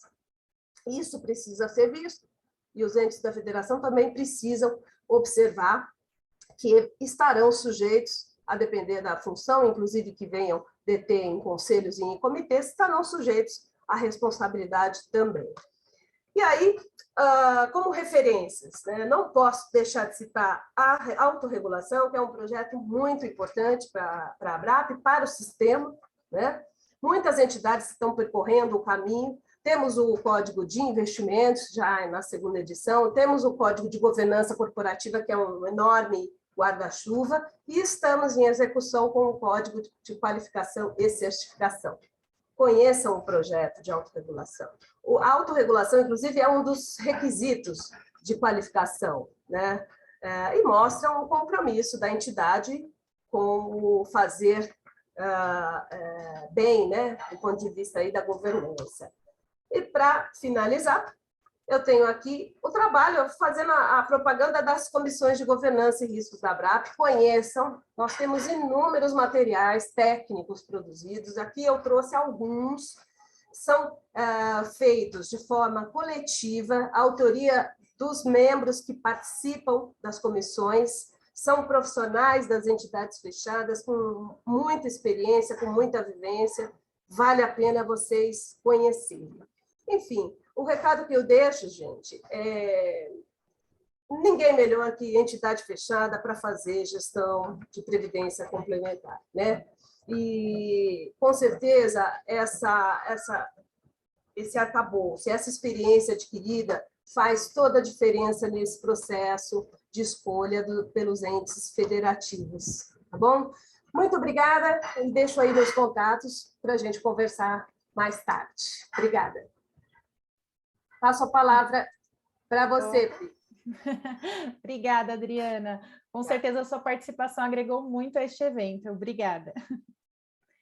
E agora, fechando nossa sequência de palestras, convidamos Cristiano Verardo, apoiador de programas educacionais e de sensibilização da ABRAP e Uniabrap. Olá, Cris, seja bem-vindo em mais um evento. Por favor, fique à vontade. Valeu, Priscila. Já vou caminhar aqui direto para minha apresentação aqui, para dar tempo de todos participarem das perguntas e tudo mais. Então, vamos embora. É isso aqui. Bom, pelo que todo mundo viu até agora, muito trabalho na preparação de tudo isso. E aí, ó, boa uma notícia, eterno trabalho na continuação. E agora a gente vai, vocês viram aí muito do que os nossos colegas trouxeram de preparar, de se preparar, todo esse investimento e esforço para oferecer previdência complementar. Eu vou um pouco agora para o outro lado para dizer o seguinte, o que tem do outro lado. E é isso, educação financeira, vou falar disso, como fator fundamental na conscientização e comunicação dos servidores públicos sobre essa nova previdência, essa nova realidade que vai ser colocada. Eu não vou respirar a partir de agora para esse negócio ser o mais rápido possível para dar tempo de vocês perguntarem. Então é o seguinte, primeiro vamos destroçar esse título aqui, nova previdência, né? O que é essa nova previdência? Não, a gente não está falando aqui de novas legislações, novos produtos. Eu quero trazer um outro conceito de nova previdência que vocês com certeza podem usar, que vem desse livrinho aqui chamado Previdência Particular, e aí eu quero trazer desse conceito uns itens. Nova previdência é o quê? Lembrar para esse novo participante, para o servidor público, que já tem lá sua previdência no RPPS, mas que agora isso é um esforço de mobilização exclusivo, é dele, é um projeto individual, autônomo, é ele como agente do destino dele. Quando uma pessoa vai ter que se planejar e vai ter que se empenhar, para quê? Para fazer esforço poupador e investidor voluntário, vontade dele. Alguém aí falou assim, se não quiser em 90 dias, tudo bem. Decisão desse participante. E para que tudo isso? Para acumular uma reserva financeira particular, própria E para que essa reserva? Para ter uma renda mensal regular. Sabe para quê? Para pagar conta. A gente tem uma ideia assim, não, para viajar, construir a pousada, para pagar a conta.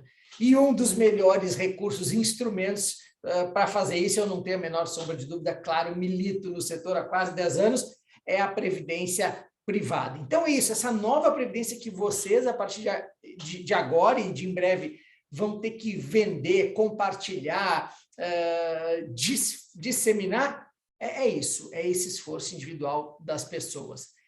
E aí, vamos lá, no nosso título também tinha o servidor público. Gente, tem cliente aqui. Eu sei que nós não temos o cliente no estrito senso, nós não prestamos serviço. Sim, mas eu quero te levar a pensar no servidor público como um cliente, sim. E aí, esse servidor público, esse empregado do setor público é só um papel. Essa pessoa, esse indivíduo, esse CPF, ele é mãe, pai, responsável em casa. Eu tenho que saber se ele lida bem com grana, se ele gosta de ler pelo texto, pelo e-mail ou uma conversa. Eu tenho que saber de medos e dúvidas que essa turma tem. Eu preciso saber qual é o botãozinho que eu aperto para eletrizá-lo em relação à Previdência. E, enfim, que experiências passadas ele teve, não nada espiritual, mas por onde ele veio, porque tudo isso vai impactar o quê? Sim, a definição dos canais que eu vou divulgar a minha previdência, a comunicação, a definição de mailing, mídia, seu uso tradicional, online, uma série de coisas, uma série de instrumentos para eu comunicar e conscientizar essa turma. Trabalheira, trabalho que precisa ser profissional, arrumado e por aí vai. E aí, comunicação e conscientização. Tem mudança de mentalidade aqui. Nós vamos falar com uma pessoa que estava acostumada com uma forma de fazer uma poupança pós-carreira, se é que isso era encarado dessa forma, e agora eu vou ter que trabalhar a mente dele. Muitos aqui já falaram do guia maravilhoso, e o guia tem em uma de suas páginas, ele fala o seguinte, poxa, olha que novos benefícios eu vou trazer para essa turma. Eu vou possibilitar a manutenção de um outro nível de renda, talvez um nível de renda ativa. Opa, isso aqui eu preciso comunicar. Eu tenho que lembrar que ele vai ter uma diversificação das fontes de seu pós-carreira RPPS, RPC a partir de agora. Opa, vai ter agora uma equidade de contribuição, tem parte sua, indivíduo, e tem parte do Estado. Eu vou poder agora ter possibilidade de avaliar-se rentabilidade, investir em outras classes de ativo. Eu posso agora acompanhar tudo. Antes eu não tinha muita ideia do que era, o que viria a ser a minha poupança de pós-carreira. Agora vai estar na área restrita do site. Eu vou, quem sabe, ter possibilidade de cobertura, de risco, invalidez, morte. Eu tenho uma série de benefícios novos que eu trago para esse indivíduo, que serão vários, e responsabilidade de todos vocês. E aí o desafio muda. Eu trabalho hoje numa entidade fechada de previdência complementar chamada Vext, e a nossa razão de existir aqui, que fica estampada no nosso website, aqui na parede, é essa aqui. A gente apoia pessoas. Eu não sou um operador de plano de previdência. O seu operador de plano de previdência é muito pouco para o que a gente tem de desafio nas mãos. Então, aqui a gente apoia pessoas, claro, por meio de soluções de previdência, na conquista, para a conquista de qualidade de vida e bem-estar hoje e amanhã, em parceria, claro, com as patrocinadoras e instituidoras. E aí, vocês podem pensar assim, principalmente quem é do Estado. Antes eu não precisava fazer nada em relação à previdência de servidores. Tipo, tá dado, tudo bem. Agora você pode pensar assim, opa, eu vou oferecer um benefício novo para o meu servidor público, mas eu quero te desafiar e te convidar a pensar um pouco diferente. Você pode ter esse pensamento. Opa, agora eu tenho em minhas mãos, olha, uma nova carreira, uma nova missão de vida, uma nova razão para viver. Eu posso apresentar uma porta aberta de possibilidades que podem transformar a vida destes indivíduos e de suas famílias, por meio da Previdência. E é isso, a Previdência complementar, particular, privada, quase que eu digo própria, é essa porta de oportunidade que vai se abrir, vai ser colocada perante milhares, quiçá milhões, talvez eu não conheço, de indivíduos que hoje trabalham como servidores públicos. Buena, e aí? É só abrir a porta? Claro que não, imagina. Se já foi trabalhoso, vocês viram o trabalho que deu para fazer esse negócio, bom, é trabalhoso para caramba também para fazer. E aí vocês têm que saber que chave vocês vão usar dentre as várias desse molho para tocar o coração, a mente dessas pessoas. E não pensa que é uma chave só, que eu vou dar o segredo aqui, que nada, tem várias e tem momentos diferentes. Mas, claro, uma dessas que a gente quer, que eu advogo, que eu defendo e que falamos aqui, é sim a educação financeira e previdenciária como fator fundamental para a gente se comunicar com essa turma. Ah, Cristiano, pô, fundamental, tipo assim, estrito senso, fundamental mesmo? Não, claro que não, é óbvio, eu não sou bobo assim, mas muito, muito importante. Educação abre porta, educação facilita o convite para vocês chegarem nessas pessoas, educação atrai atenção, educação estende a mão, educação convida para entrar junto, educação transforma, educação nunca é demais, educação é sempre bem-vindo. Então, anotem, educação financeira e previdenciária é um bom instrumento para vocês conseguirem divulgar o plano, promover o plano, compartilhar tudo isso. Então, assim, educação ajuda muito. Experiência de quem está aqui desse lado fazendo isso há um bom tempo, com razoável sucesso. Enfim, educação financeira e previdenciária no nosso mundo, no nosso Brasil, no nosso cotidiano, é mais que necessário, fundamental, e é isso. Mas minha dica de hoje, para terminar, é o seguinte: comecem pelo despertar. Comecem pelo despertar. Tire a pessoa, acorda essa pessoa. Marisa Brave, uma colega nossa aqui das entidades fechadas de previdência, lá da ABRAP, ela um dia me trouxe essa frase desse pensador aqui que diz o seguinte, que em educação mais importante do que a doutrina ensinada, do que o conteúdo, é o despertar. Quando Marisa Brave falou isso há uns anos atrás, eu falei, uau, é isso. Mais importante do que eu ensinar conteúdo é despertar. A minha frasezinha aqui é o seguinte, aqui, ó, que bonito. Ó, põe na minha conta isso aí, hein? Sem despertamento do indivíduo, esquece falar de previdência. Esquece. Se o cara assim, não despertar, não adianta você ficar dando murro em ponta de faca. Vai na minha. Esse quadrinho é fake, ele não vai aparecer em nenhum lugar, eu fiz só bonitinho aqui. Mas é isso, despertamento fundamental para qualquer coisa da vida, para fazer academia, para fazer regime, e um monte de coisa. Então, comecem, quando vocês forem trabalhar nisso, o ato da educação pelo despertar. Lá na ABRAP, a gente tem um instrumento que é o Previdência Coisa de Jovem, quando a gente fala com a garotada. E o que vocês acham que a gente faz? Primeira coisa, põe essa galera para se preocupar. E a gente lembra lá que eles vão viver muito. E a gente lembra que previdência não é só produto. A gente lembra que previdência é um monte de coisa. É como você usa o dinheiro, quem sabe você tem uma carteira de investimento, pensar em imóveis, sua carreira. A gente começa a provocar essa turma. Lembra que eles vão ser potência de ganhar dinheiro, mas precisam de controle? E por aí vai. Tudo para quê? Para que em 20 minutos de conversa eu consiga essa cara aqui. Quase que de desespero. Aí eu penso, agora sim, agora esse pessoal está pronto.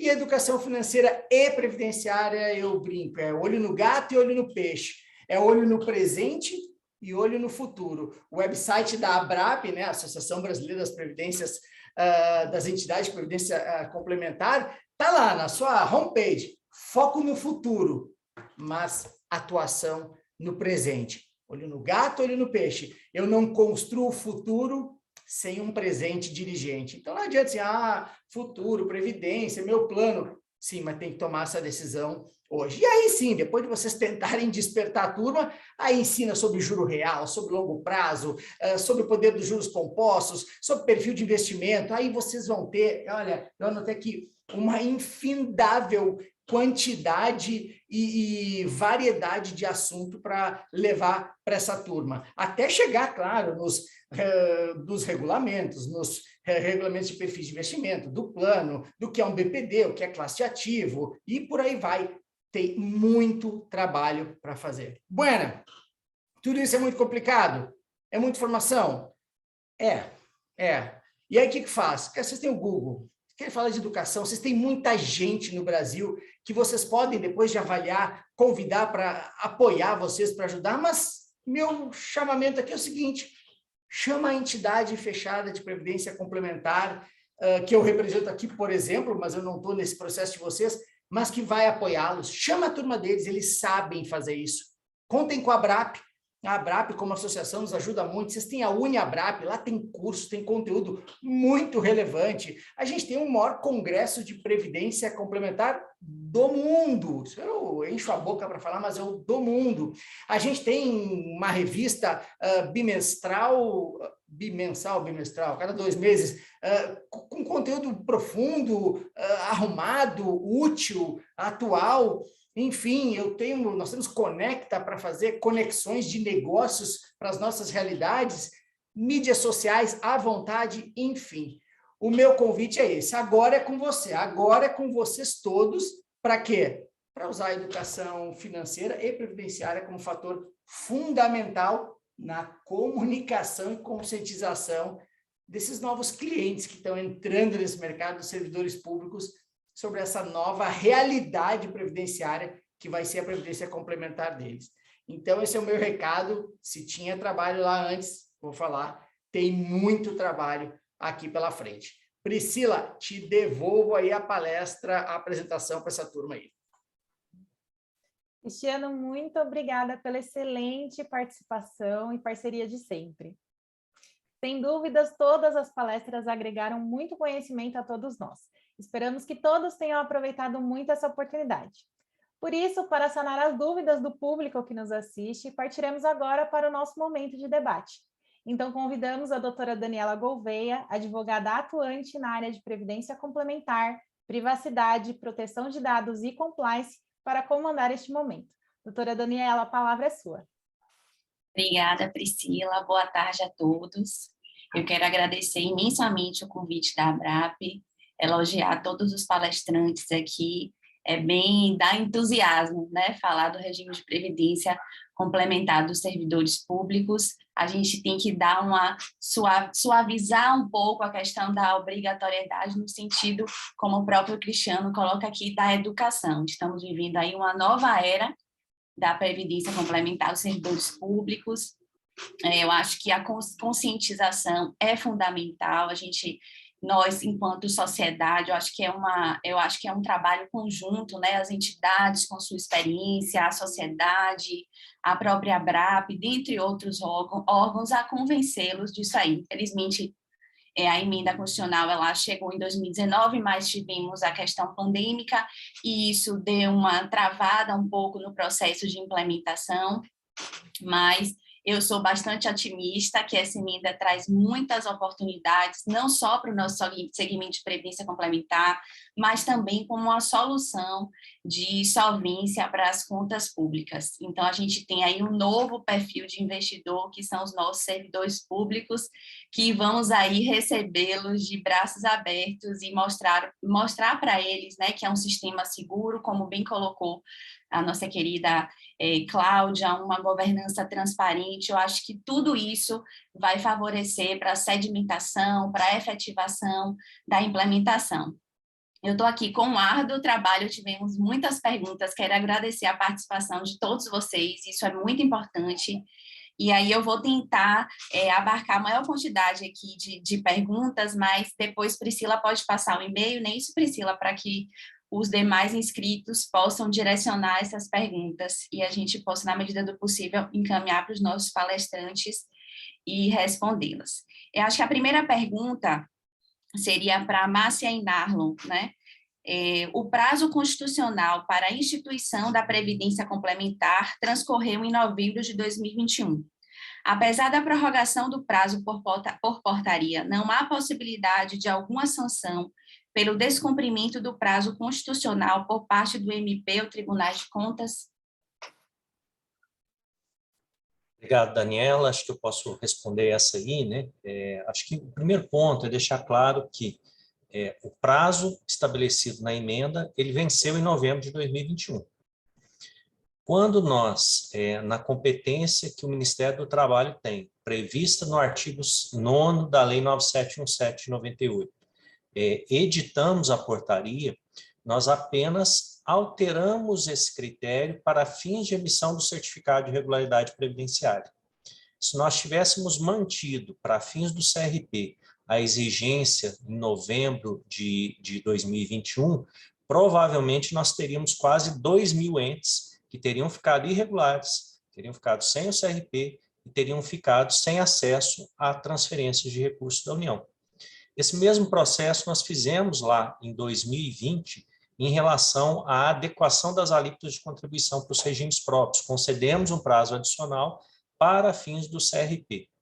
Mas os tribunais de contas, Ministério Público, outros órgãos, eles têm a sua esfera de atuação e poderão, sim, cobrar o prazo estabelecido pela emenda constitucional em novembro de 2021. Mas nós sabemos que os tribunais de contas eles são muito sensíveis à atuação da Secretaria de Previdência, né? E quando nós concedemos esses prazos, considerando as limitações que a realidade impõe, normalmente também eles têm essa visão de adequação pela qual os entes estão passando.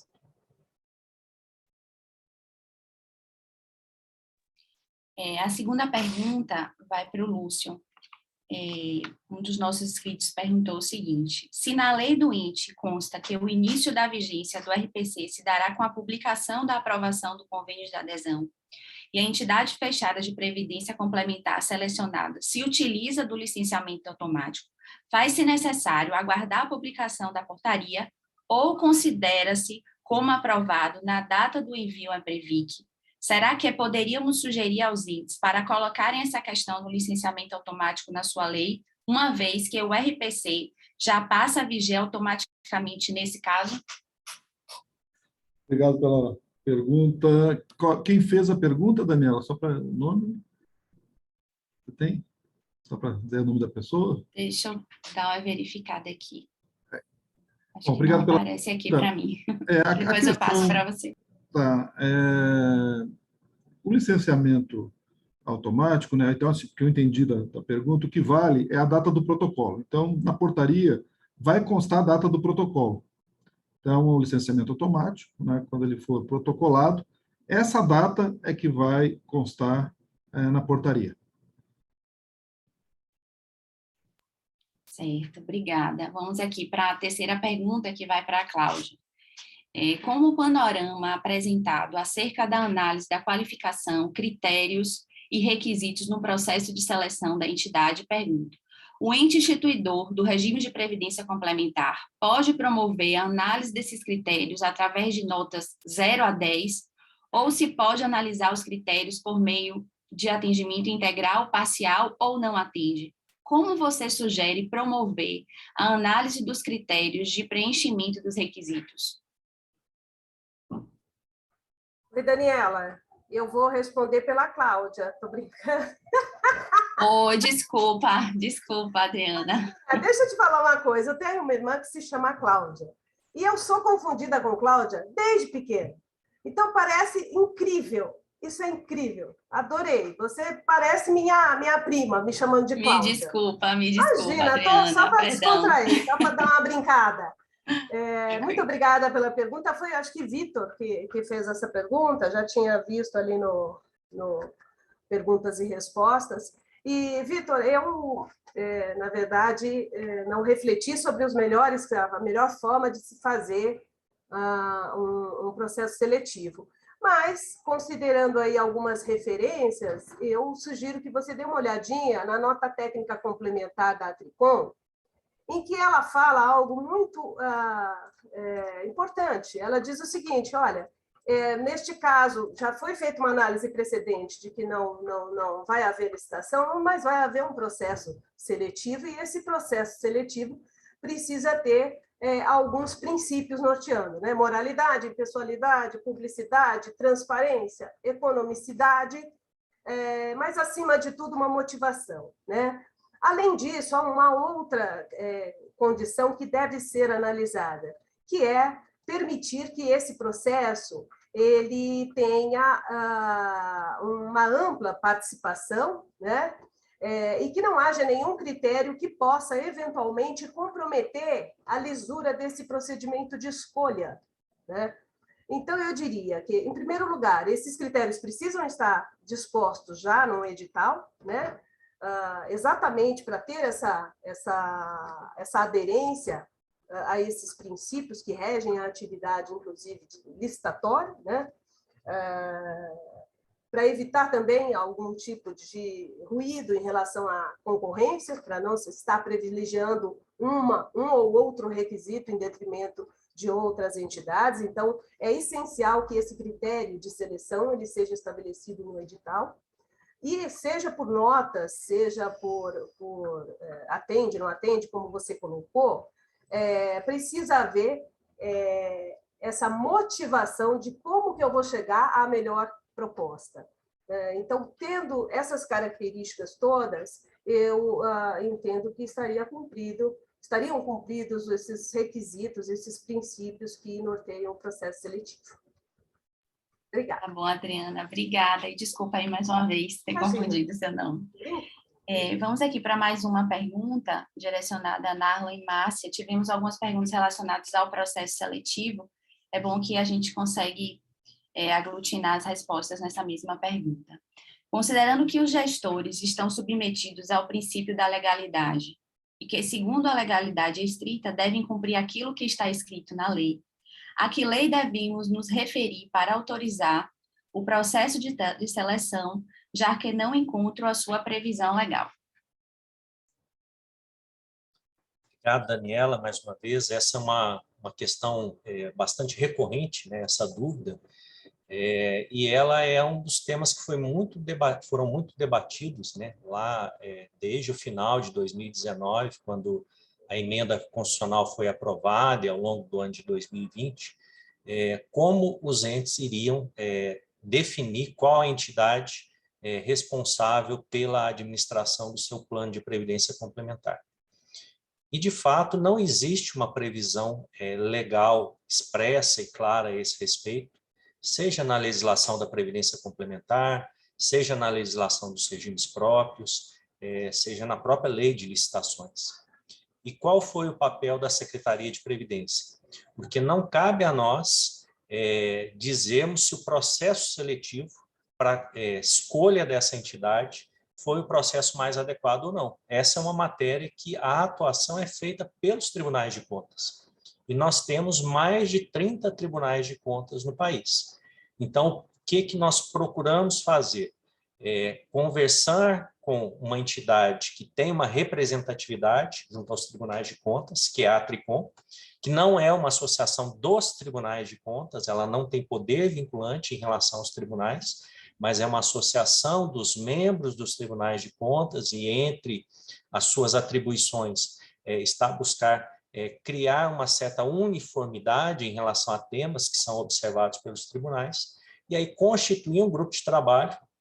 Esse grupo de trabalho, a Secretaria participou, tivemos alguns representantes indicados pelo CONAPREV que participaram, e tivemos representantes dos tribunais de contas, 3 conselheiros ou auditores de contas, né, do Estado de São Paulo, do Estado do Espírito Santo, do Estado do Mato Grosso, que conhecem bastante essa matéria, seja de previdência do servidor público, seja de contratações.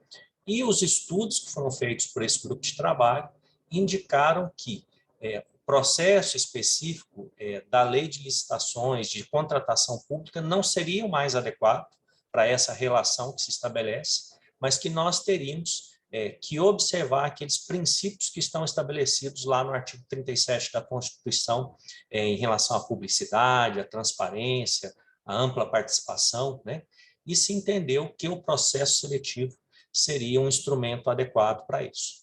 Nós não poderíamos ficar aguardando de forma indefinida, porque temos o outro prazo constitucional estabelecido, institua o seu regime de previdência complementar, não poderíamos ficar aguardando de forma indefinida que essa regulamentação fosse estabelecida.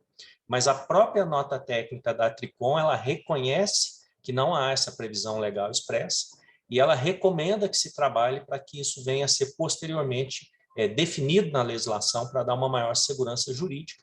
E, nesse sentido, nós temos trabalhado nos projetos que estão aqui sob a responsabilidade da Secretaria. Seja a chamada Lei de Responsabilidade Previdenciária, que é aquela lei complementar prevista no parágrafo 22 do artigo 40 da Constituição, seja no projeto das alterações da Lei Complementar 108 e 109. Então, estamos assim bem tranquilos em relação ao trabalho que foi feito, dentro dos limites que nós tínhamos, e ressaltando que a verificação dessas contratações posteriormente é um processo que está na atribuição dos tribunais de contas. Muito obrigada, Marla. Eu acho que pelo tempo, Priscila, a gente fica por aqui com as perguntas. Passo a palavra para você. Obrigada. Boa tarde a todos.